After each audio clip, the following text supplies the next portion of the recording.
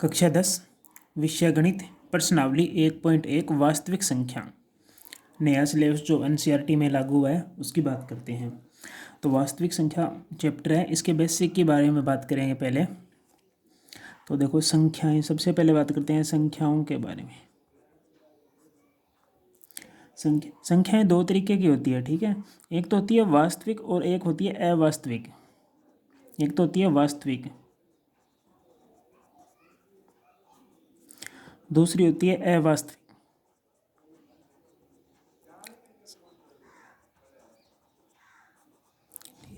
अवास्तविक संख्या कौन सी होती है? जो अंडर रूट में होती है और माइनस में होती है ना, इनको क्या बोलते हैं? अवास्तविक संख्या बोलते हैं, काल्पनिक नंबर, ठीक है। अंडर रूट में होती है और माइनस वाली होती है, ठीक है। और जो वास्तविक संख्या होती है वो दो प्रकार की होती है। वास्तविक आगे जाकर ये वास्तविक दो प्रकार की होती है। एक तो होती है परिमेय संख्या और दूसरी होती है अपरिमेय संख्या। वास्तविक संख्या दो प्रकार की होती है, एक होती है परिमेय संख्या और एक होती है अपरिमेय संख्या।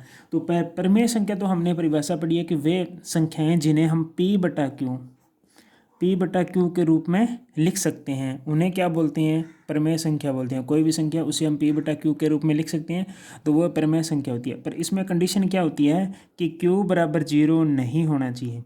मतलब क्यू का मान है जो शून्य नहीं होना चाहिए हमें, ठीक है। ये इसकी एक नंबर कंडीशन है। बाकी सब ठीक है, जिससे कि 3/2 है, 5/3 है, 1/2, ये सारी क्या है? प्रमेय संख्या है। क्यू का मान अगर यहाँ शून्य आ गया तो वो प्रमेय संख्या नहीं होगी, ठीक है। उसके बाद में अपरिमेय संख्या की बात करते हैं। तो अपरिमेय संख्या जैसे पाई का मान हो गया 3.141520 इस प्रकार, ठीक है। जैसे अंडर रूट 2 आ गया, जिसका मान होता है 1.414 इस प्रकार डैश डैश। जैसे अंडर रूट 3 आ गया 1.73205 इस प्रकार। ये जो सारी संख्याएं होती हैं, ये संख्याएं क्या कहलाती है? अपरिमेय संख्या कहलाती हैं। और अपरिमेय संख्या को क्या बोलते हैं? अशांत अनावर्त भी बोलते हैं। अशांत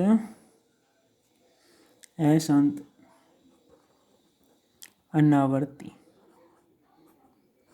अशांत अनावर्ती संख्या भी इनको बोलते हैं, अपरिमेय संख्याओं को, अपरिमेय संख्याओं, ठीक है।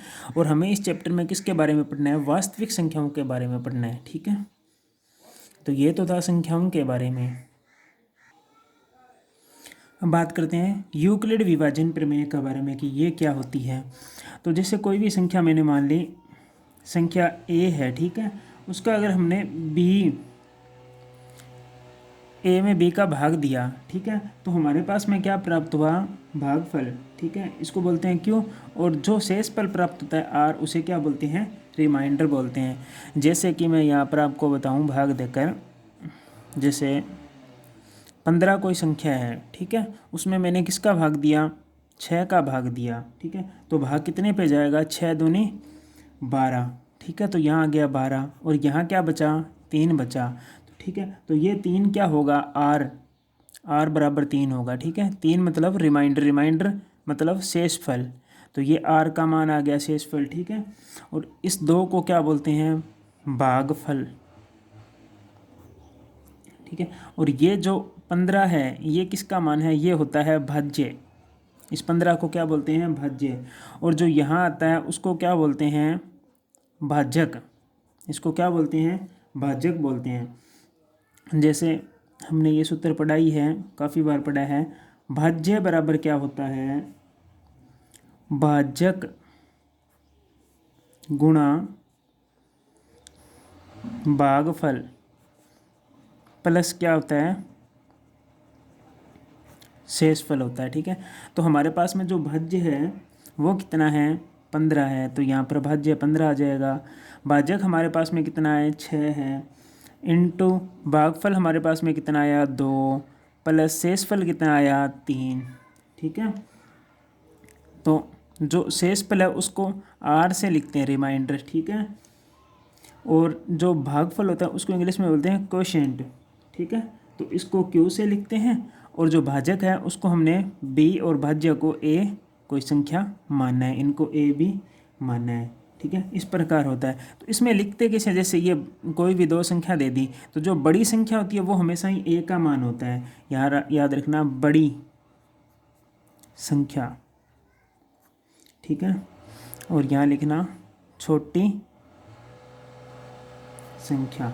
जो ए का मान होगा वो कौन सी संख्या होगी, बड़ी संख्या, और जो बी का मान होगा वो कौन सी संख्या होगी, छोटी संख्या होगी। जो बड़ी संख्या होगी वो तो ए का मान होगा, और जो छोटी संख्या होगा बी का मान होगा। जैसे ये 15 और 6 था, एक 15 था एक 6 था, तो 15 बड़ी संख्या थी इसलिए 15 किसका मान है, ए का मान है, और ये 6 क्या है, छोटी संख्या है, तो ये किसका मान है, बी का मान है। इस प्रकार के क्वेश्चन हमारे इस प्रश्नावली में भी आएंगे और आगे दूसरी प्रश्नावली में भी हम बात करेंगे। तो 1.1 का सवाल नंबर 1 है, इसमें क्या, निम्न संख्याओं का HCF ज्ञात करने के लिए यूक्लिड विभाजन प्रमेय का प्रयोग कीजिए। हमें HCF ज्ञात करना है, मतलब मैथ से ज्ञात करना है, और किस विधि से ज्ञात करना है, यूक्लिड विभाजन प्रमेय से ज्ञात करना है। तो हमारे पास में दो संख्याएं दे रखी है, ठीक है, तो एक तो दे रखी है 135 और दूसरी दे रखी है 225। मैंने अभी बताया था जो बड़ी संख्या होगी वो किसका मान होगा, ए का मान होगा, तो 225 किसका मान होगा, ए का मान होगा, क्योंकि ये बड़ी संख्या है, ठीक है। और छोटी संख्या किसका मान होगा, बी का मान होगा, तो बी का मान कितना हो जाएगा, 135, ठीक है। अब हमें HCF ज्ञात करना है, तो HCF के लिए हमें क्या ज्ञात करना होगा, R बराबर क्या होगा, 0 आना चाहिए। तब तक हम भाग देते जाएंगे जब तक R बराबर 0 नहीं आएगा, और जब R बराबर 0 आ जाएगा तो HCF का मान क्या हो जाएगा, जो B का मान है वो क्या होगा, HCF होगा, ये ध्यान रखना, ठीक है। तो अब हम यूक्लिड विभाजन प्रमेय का प्रयोग करेंगे, तो A बराबर क्या हो जाएगा, BQ प्लस R, ये हो गया। तो ए का मान हमारे पास में कितना है, 225, बराबर बी का मान कितना है, 135। अब क्या करेंगे, भाग देंगे 135 में 225 का, तो भाग कितने पे जाएगा, 1 पर जाएगा, ठीक है। 135 से कम 135 प्लस शेषफल कितना बचेगा, 90, ठीक है। इस प्रकार भाग देना है, यहाँ लिखना है 225, यहाँ लिखना है 135, ये रफ कार्य है, ठीक है।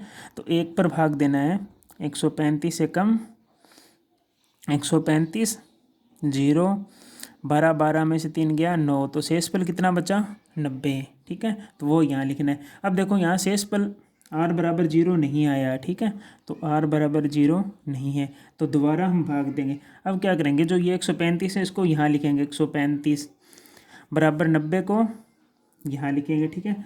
दोबारा भाग देंगे तो 135 में कितने पे जाएगा, 90 कम 90, तो 1 पर जाएगा, तो शेषफल हमारे पास में कितना बचेगा, 45। तो अब भी हमारे पास में R बराबर क्या है, 0 नहीं आया, 45 आ रहा है, ठीक है। फिर हम दोबारा भाग देंगे, तो यहाँ लिखेंगे 90 और यहाँ क्या लिखेंगे, 45।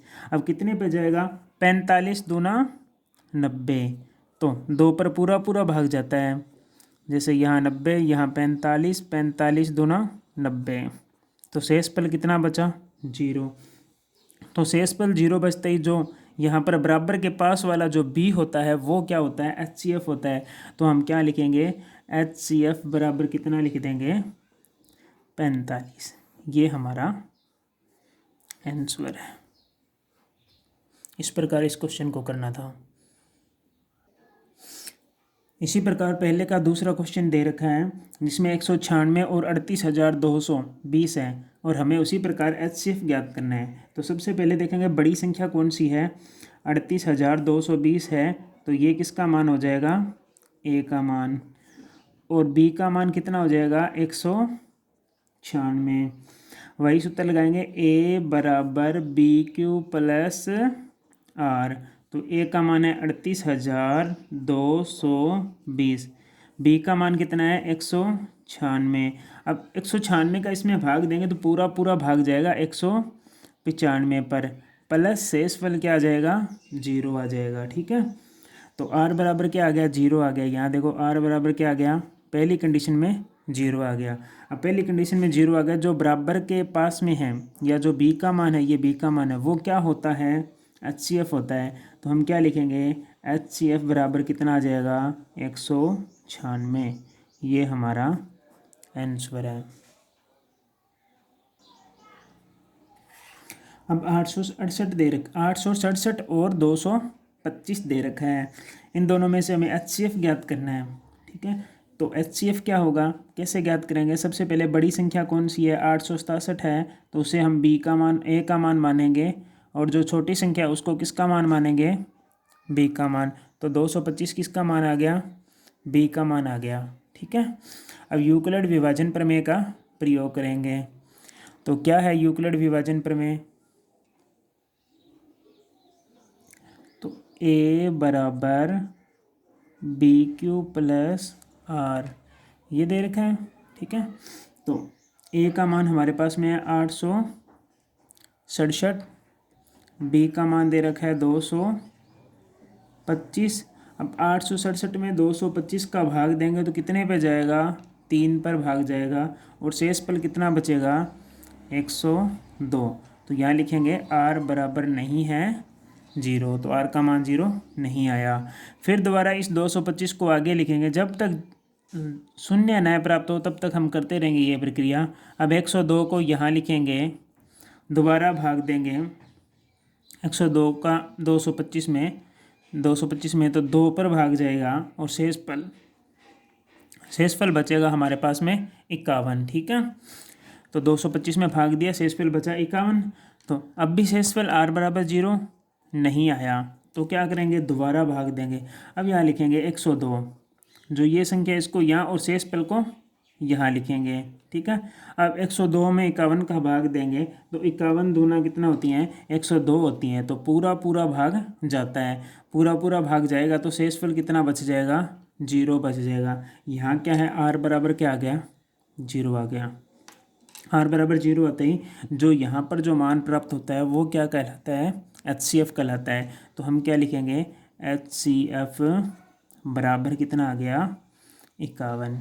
ये हमें ज्ञात करना था। ये पहला क्वेश्चन यहाँ पर कंप्लीट होता है। वीडियो अच्छा लगे तो वीडियो को लाइक करें, चैनल को सब्सक्राइब करें, और वीडियो को ज़्यादा से ज़्यादा शेयर करें।